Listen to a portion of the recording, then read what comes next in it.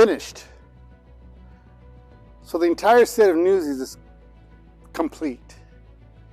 Now, before I started working and doing stuff here on YouTube, I was actually working on sets, as I said earlier. We were doing about 31 to 35 sets a year throughout Lynchburg area. And so as you can see, it took quite a bit of time. Today we're only down to 5, and that would be Liberty High School, Forest Dance Academy, Langhorne Middle School, Thomas Road for the Christmas Spectacular. So we are moving into a different realm altogether, and we're basically moving in a area that it's going to expand my area of expertise in the arts and teaching as well. So as you can see, we're moving. Oh, I also left out Cohite. That's City on a Hill Youth Theater. But those are the 5 that we are working with. We've had to move down, and so what I do is work with the students there. But as you can see here on this set, the only thing we have now is airbrushing, and this is going to be a little bit to my heart because of the fact that I'm playing one of the characters. I was honored to be asked in being in this, and I said sure. But what does this have to do with the episode we're talking about? Well, foreshortening has a lot to do with sets and forced perspective and understanding how to create things to make them look three-dimensional. Foreshortening is extremely difficult. If you don't do it right, it looks like it's a bunch of mashed potatoes put together or something squashed or a deformed human. So you have to understand the fundamentals of that. In this episode, what I'm going to show you is how to work in foreshortening if you don't have the right reference. Because there are certain ways to be able to use reference, such as photographs, to be able to work in your foreshortening. But we'll talk about that near the end. I'll be showing you some examples on that. But the foreshortening that you're going to see and that you have to work on is a little more challenging than what you might think it may be. Foreshortening isn't as easy as it seems. In fact, it can be rather mind-boggling and frustrating to be able to create that sense of depth and to create that sense of illusion that things are moving further and things are up close, and creating that superhero image, such as my fist here being closer to you and this one further back. And as you can see, my head in the middle. If I move across, my fist is just about the size of my face here, and my fist back here is about, oh, I don't know, 4 fists bigger, but in actuality, that's what they look like. So you've got to create this without it being squashed. And that's the difficult part of foreshortening. So on this episode, let's really get ready for even a tougher challenge for you, and to try to figure out how to make those illusions of things going back and forward. You're also going to be able to see how perspective works on this.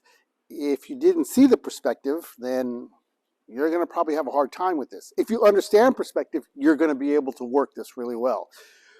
There's also a part in this where we're working with the human body. Now, we haven't gotten to that part yet, so it was kind of torn between, do I jump to the human anatomy and the basic structure of the body, the canon of the body, or do I do this first? And yeah, kind of back and forth. It's kind of like, you know, what comes first, the chicken or the egg? That kind of bit. You kind of have to know a little bit of both in order to, anyway, you'll see what we're talking about on this episode of Artifacts and Foreshortening. Let's go. The distortion that large. That's Cochrane distortion. Bring it on.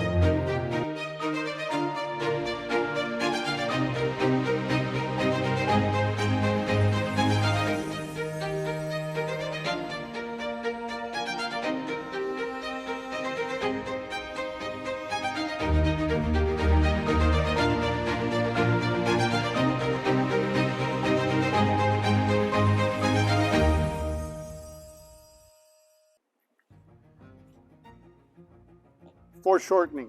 Ooh. If you can master this, it's really going to take your art skills to another level. As I said, the brain goes faster than what the mouth wants to say, so I've got to slow down a little bit. Blah, blah, blah, blah. What we're going to do is we're going to kind of take a look at some of the works that I've done in foreshortening, and we're going to discuss some of those things that are going to be dramatic and create that image that we're looking at, that will take an image from just simple to something very complex or something very, very challenging. All right, let's take a look at this first illustration. It's the Rollerbot. If you notice, he is cute, adorable, and standing to one side. He's bent over, moving to the side, static, reflections look great, but not something really exciting to look at, not something that draws you in. All right, let's turn them and see what we've got.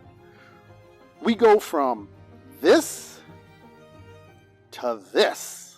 Now we're talking. Now look at this here, and you can see even a bit of the Fibonacci sequence in this design here. Now what we have is we have an image that is drawing you in, or actually pulling you into what he's looking at. What's he looking down on? It's a hole? Is he examining something on the floor? But our attention is drawn to his tire. Look at that tire. That tire is just right in your face. It could be an ad for a tire. And in fact, it was. It was a fictional ad that we did for the Thomas Road Christmas Spectacular called Millennium Tires, using the Rollerbots.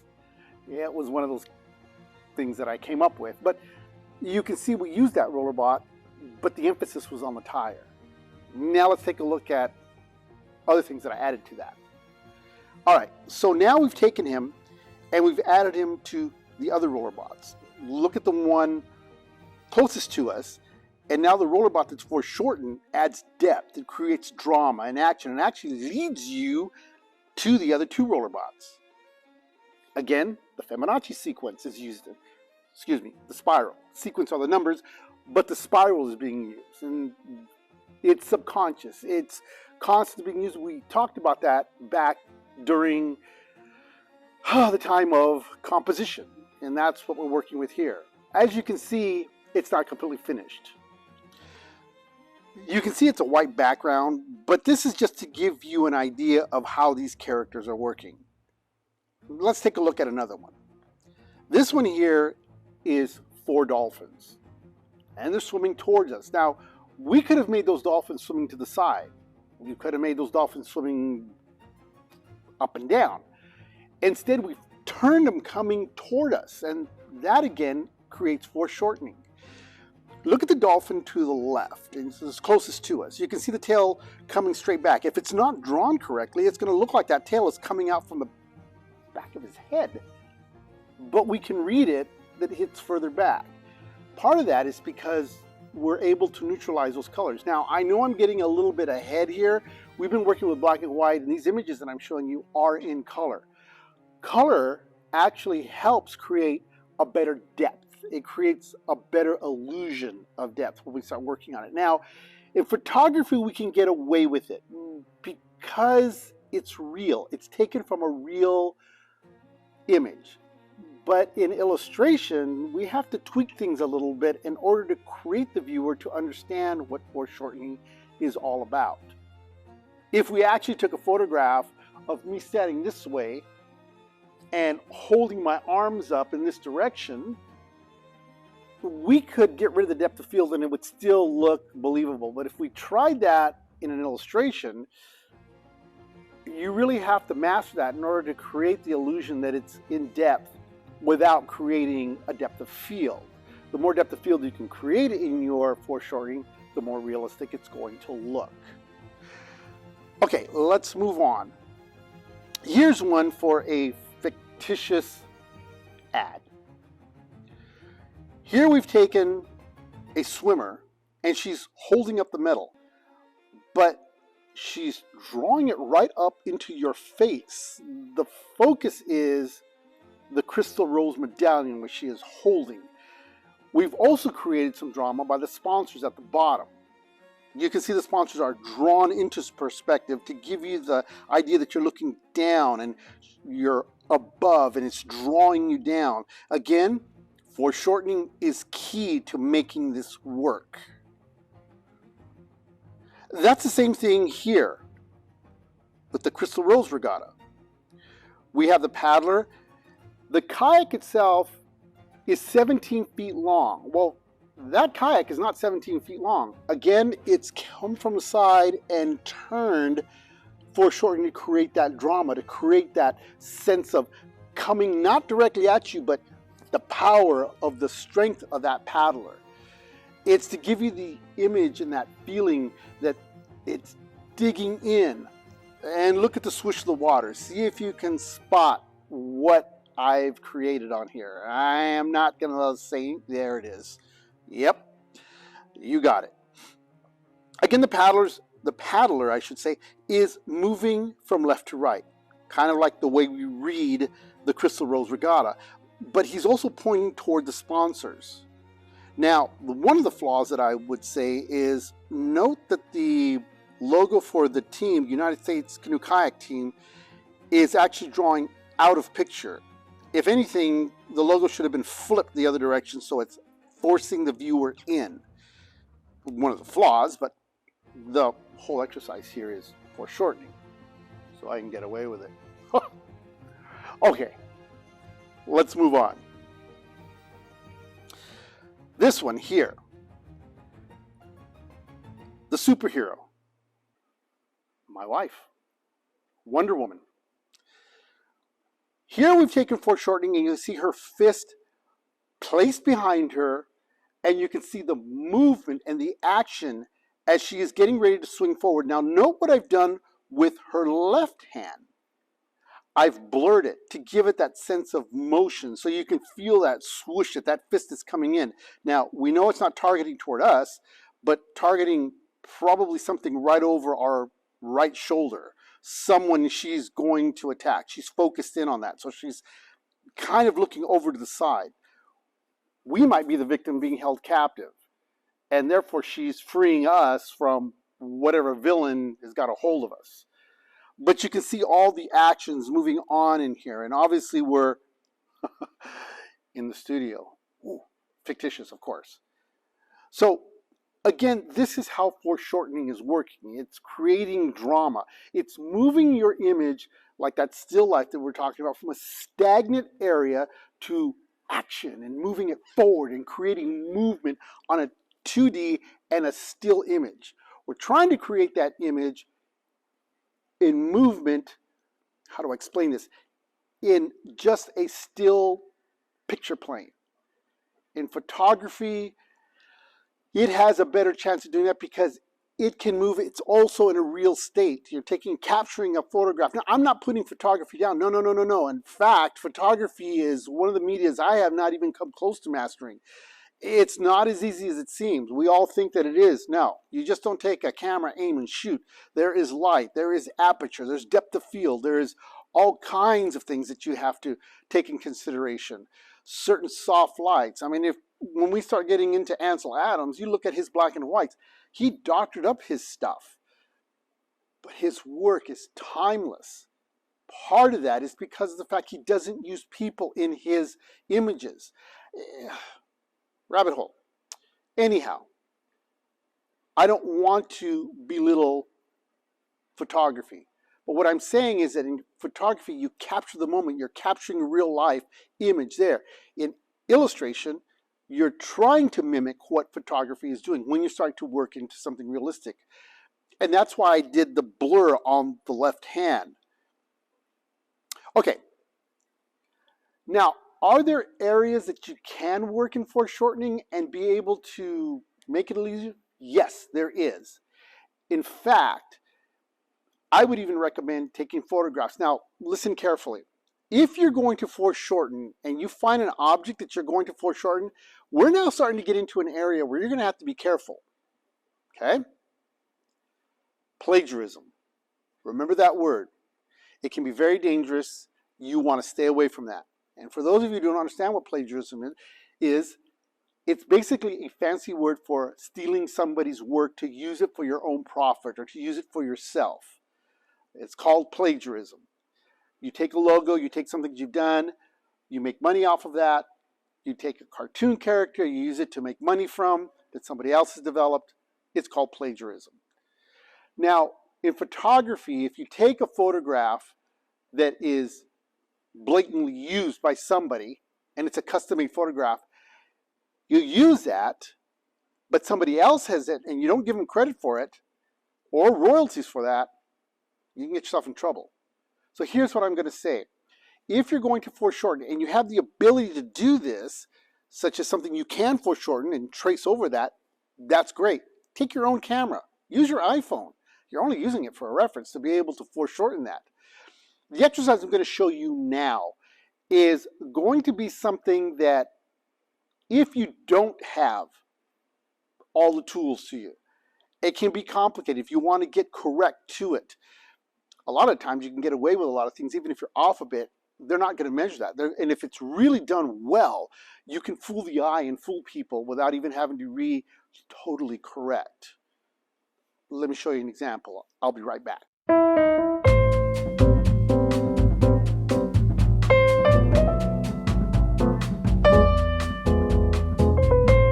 And I'm back.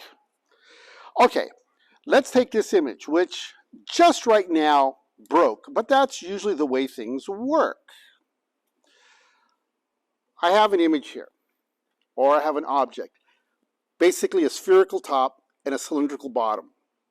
Now, if you're going to try to find this in foreshortening this way, what you're going to want to do, first of all, going into perspective, we're going to want to find the center distance from the tip to the back.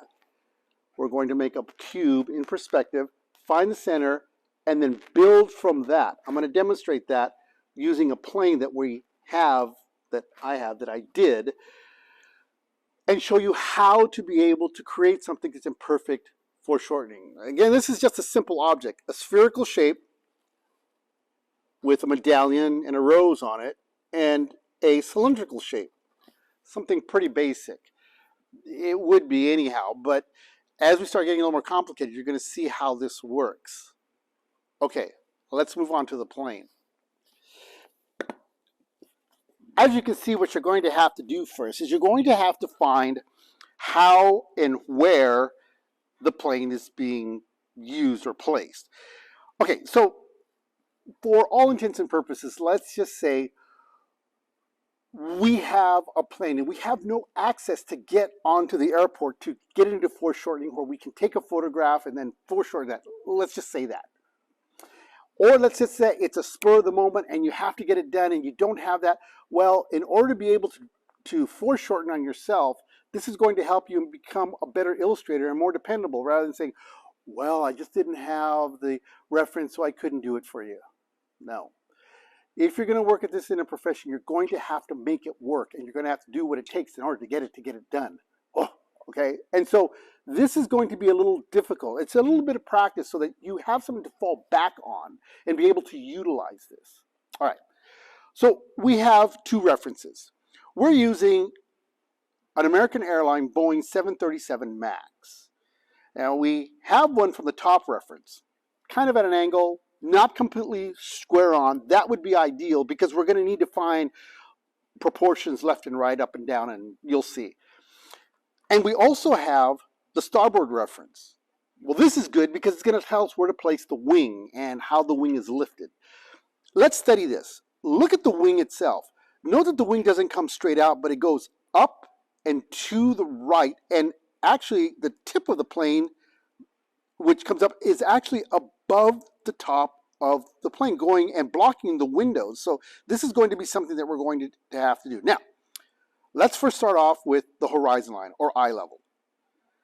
The next thing we're going to do is we're going to place lines of perspective, because we're not quite sure exactly where we're going to work on this. Okay, so now we got to take the fuselage. We have the fuselage laid out, but now we got to take the side reference of the starboard reference and find the center, and we find that right dead above the wing. So now when we put our X on the fuselage, we can see it's right approximately where the wing is. That's where the wing is going to be placed. Now the reason we need the top part of the reference is because we got to know the distance of the wing and how far it goes out. Well, the distance of that wing, if we look closely at it, the wing distance out is approximately the same distance from the back of the wing to the front door. Now, this is where it gets tricky, because we're not really measuring to the exact measurement. We kind of have to eyeball it. We're only trying to create something that looks aesthetically correct. Remember, we're not trying to make an engineering masterpiece out of this and mathematical formula. We're not doing blueprints. We're just trying to do an artistic reference, or ad, as you might say, which I'm going to make this into a fictitious ad for the client because they need it yesterday. And you're going to hear that a lot more. As you get better and better in your skill set, you're going to need to be more and more dependable and more reliable. That means that you're able to work on areas and times where other artists say, I just can't do this. Well, fine, let me do it, and I'll take up the slack and take the rewards from that. Oh boy. Okay, so now we have the wing sticking out, and you can see the engine. That's where the engine is going to be placed. It's going to be placed just inside or just outside of the fuselage, which actually, if you look at the top reference, is approximately where the rear wing is at. So if we follow that line, we can arbitrarily make a line, drop it straight down, and there is our engine. Now the height of the tail is about 2 fuselage, yeah, you try to say that, the fuselage of the plane high. So when we put that in perspective, we can now take the height of that wing and move it up. Now, when we take the wing out, we're going to make a guesstimation of approximately where that wing comes out, and we know it's going to extend all the way out, and it's going to be way past to our right side. Now that we have everything blocked in, we can now place everything on the plane correctly. Once we've done that, we can figure out where the label or the logo which goes on the plane. Let's take a look at that. If we look at the side reference starboard, we see that the A on American literally comes over on top of the wing. So that's where we're going to place American. The logo itself is by the door. Well, I think I've gotten a little close to the door. We're pulling and splitting hairs here. They're really not going to know the difference on that anyway. Once we find all the light and shadow, once we figure out where all the lights are going to go, meaning the reflections and everything else, we can now start building on the body of the plane itself and then move from there. Now, what I've done is I've taken the image here, as you can see, and then moved it to another image. I did the background, and then I dropped the plane on top of that background, and there you have the ad. Now, again, you can see the Fibonacci sequence, and here I did some product placement. You can see the Rollerbot on the ground. After all, Rollerbot Animation is a big sponsor of the Crystal Rose games. Fictitious. Oh, maybe one day, huh? Right behind that is Jacinto Studios or Jacinto Enterprises. So it's a big corporation. Oh, massive, huge, enormous. Yeah. Note that the plane is moving toward or drifting you toward the logo or the medallion itself and giving you that image of that circle, a Fibonacci spiral moving along. And then, of course, the catch line or the catch line, which I came up with, American Airlines. We always put us first or US first. American Airlines, the official airline of the athletes of the Crystal Rose Games. Now, this is how we build an ad, and this is how we work on foreshortening. Now, again, I've kind of gone through this rather quickly, but back this up and methodically look through it. Yes, there are easy ways. As a matter of fact, if you go online, you can find actual models of the human body that you can actually move. There are some great ones, and they're rather expensive. You can get them a foot high all the way up to about 2 feet high. And you can manipulate your camera in a certain way where you can dramatically work that and then, of course, illustrate that and build the whole body up. But again, what if you're in a position where you don't have that? Well, again, we're going to be talking about the human anatomy on the next episode. It's going to be the basic fundamentals of the human or the canon of the human body to give you something to work with. And then followed by that is going to be the canon of the face so that you have something to work with. And of course, you'll be doing the same thing about doing foreshortening in those areas. We will be talking about foreshortening on the canon of the human body when we start getting into, of course, superheroes and how they look and how to create that depth of field or that depth of drama in the superheroes. So as I said, foreshortening is used quite a bit. It's used in order to create drama and to create things. Practice with it. I mean, even this is somewhat foreshortened. Well, it's more in the perspective, I should say. Perspective, foreshortening, and forced perspective are all pretty much in that same genre. Forced perspective is when you create something like a set and you create the illusion that it looks like it's bent in, but in actuality, it's just perspective. And if it's painted correctly and then built right, it really looks like it's being drawn further back, and actually it's only a flat piece. A good example of that is the tent that I showed you earlier. Here, we'll show you again. See, it's a flat surface, but looking at it, you would simply say, no, that's a round tent. Well, foreshortening and forced perspective does that too. In that kind of genre where it moves you into an area, tricks the eye, we start moving into what they call trompe-l'oeil, to fool the eye. You'll hear about trompe-l'oeil when we start getting into airbrushing, or even when we start getting into super realism, which I haven't even mentioned, and I know we've gone into that. Okay, enough. So there are many, many principles into working. You're not going to get foreshortening right away. A lot of this stuff is going to take practice. If you can get this, great, more power to you. Then move on. But don't sit there and go, okay, well, I got this down, show me the next one. Work on it, practice it. Do something in foreshortening that would really be dramatic. Use some of the images that I have here. And again, those will be available for you on a download so that you can actually work on those.